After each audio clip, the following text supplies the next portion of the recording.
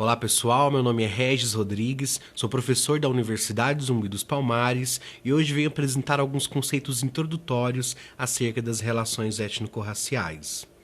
Sempre que a gente fala sobre raça e racismo, muitas vezes surge uma confusão. Algumas pessoas dizem que nós somos integrantes da raça humana, enquanto outros defendem que existe uma separação entre pessoas negras, pessoas brancas e pessoas integrantes de etnias indígenas. Bem, isso se dá por conta de perspectivas diferentes que têm relacionado à ideia de raça. Na perspectiva da biologia, a raça ela não existe, porque a ciência ela não conseguiu comprovar por meios empíricos que existe uma diferenciação científica entre pessoas negras e pessoas brancas, por exemplo. Porém, tendo em vista as condições históricas, sociais, políticas, econômicas e tantas outras esferas características da nossa sociedade, os estudos sociais entendem que essas diferenças, como um dia elas foram instituídas, hoje elas existem e elas se tornaram marcadores sociais que diferenciam não as pessoas do ponto de vista intelectual ou do ponto de vista da força ou algo relacionado à biologia, mas diferencia relacionado ao acesso, à posição social, às condições de vida, e isso gera desigualdades. Por esse motivo, a gente considera os dois conceitos. Na biologia, realmente a raça não existe, mas na antropologia e nos estudos sociais, esse conceito ele é importante para a gente entender um pouco mais das estruturas da nossa sociedade. Você pode acompanhar aí na sua tela que raça, cor e etnia tem uma certa relação para entender essa ideia de raça. O texto diz o seguinte: o conceito de raça está atrelado à cor e à etnia das pessoas, daí a expressão étnico-racial. O que isso significa? Etnia está relacionada à origem das pessoas, e a cor é aquilo que a gente identifica quando a gente olha uns para os outros. Então existem pessoas que têm a pele mais escura, então são pretas ou pardas. Existem pessoas que são brancas. Existem muitas possibilidades relacionadas a essa identificação das pessoas.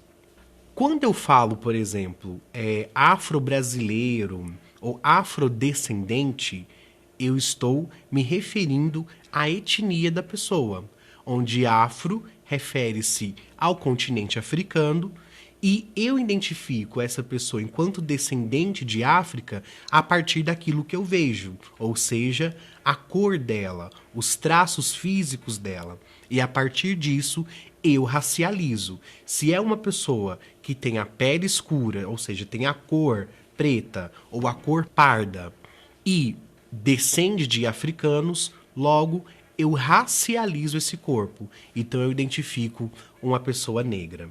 E isso se dá em todas as etnias que a gente tem ao redor do mundo, sejam de origem asiática, europeia, seja dos povos originários, indígenas, e seja principalmente, que é o que a gente vai abordar aqui nesse curso, relacionado à população negra de origem africana.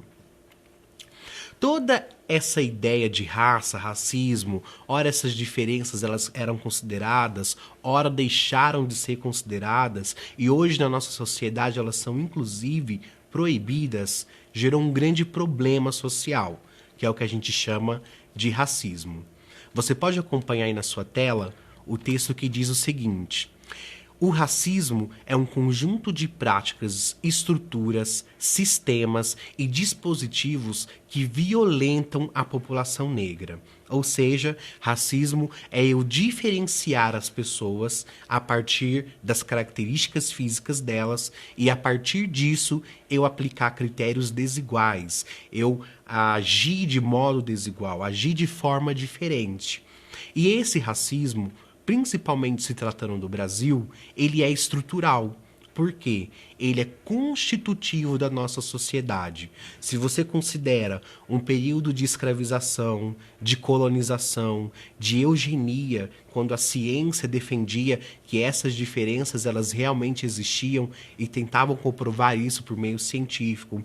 Se você vê isso a partir das políticas de terras, da forma que se constitui o que a gente entende hoje como espaço urbano, tudo isso foi marcado por desigualdades raciais. E é por isso que na nossa sociedade o racismo é estrutural, ou seja, ele está desde os primórdios da nossa formação enquanto sociedade, fazendo parte integrante e estruturante do nosso país. Então, no texto seguinte, você pode ver o seguinte: levando em consideração que o país foi construído a partir de pressupostos discriminatórios, a população negra foi excluída das possibilidades de ascensão social. E esse texto ele é acompanhado de uma charge do Junião, que é um artista negro que traz no seu trabalho todas essas questões relacionadas ao racismo e à população negra. Nessa imagem, a gente pode ver que você tem um tronco de uma árvore muito extenso e totalmente enraizado no solo. Esta é uma das formas que a gente tem de entender o racismo. Ou seja, por mais que você promova algumas legislações, algumas medidas superficiais para pôr fim ao racismo, isso não tem sido suficiente. Por quê? Uma vez que o racismo ele é constitutivo da nossa sociedade, ele está arraigado, ele está enraizado no âmago da nossa sociedade, é preciso modificar as estruturas. Ou seja, é preciso pensar numa outra sociedade para que esse racismo ele seja enfrentado. Por esse motivo que o racismo ele muitas vezes aparece de forma tão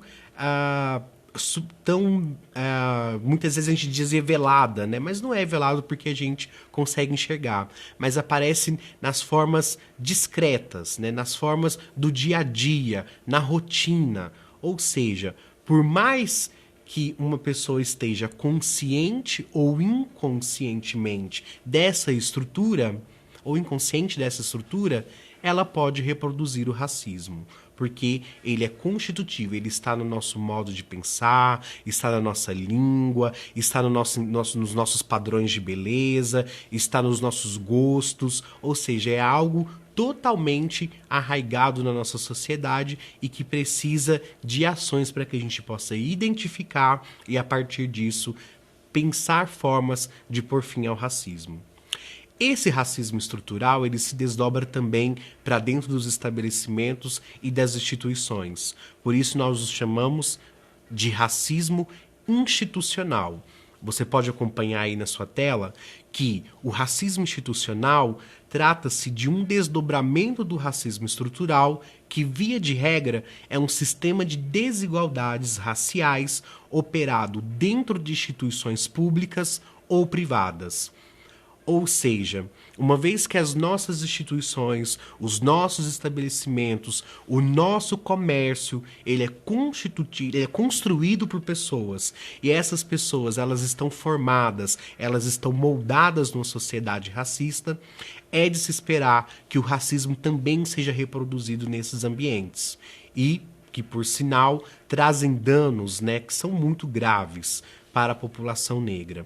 Seja por meio da desconfiança, da perseguição nos estabelecimentos comerciais, da violência, muitas vezes física, contra esses corpos negros que ocupam os espaços destinados ao comércio e ao consumo. Seja na condição de fornecedor ou de cliente. A população negra ela é alvo dessas violências e por esse motivo é preciso pensar formas para se combater esse racismo, desconstruir esse racismo e, a partir disso, pensar numa sociedade que de fato promova a igualdade racial. Daí a importância que a gente tem do PROCON. O Procon a gente sabe muito bem que é uma fundação que tem como principal objetivo garantir o equilíbrio, né? Garantir aí a harmonia entre consumidores e fornecedores. Tendo em vista o aumento das denúncias relacionadas aos crimes raciais nas relações de consumo, houve a necessidade de criar o Procon Racial, ou seja, um grupo, um órgão, um núcleo destinado a tratar especificamente do racismo nas relações de consumo. Por quê? Toda essa estrutura, todas essas práticas institucionais têm oprimido e tem colocado a população negra em condições cada vez mais vulneráveis. E é preciso pensar formas, é preciso agir para que isso não aconteça.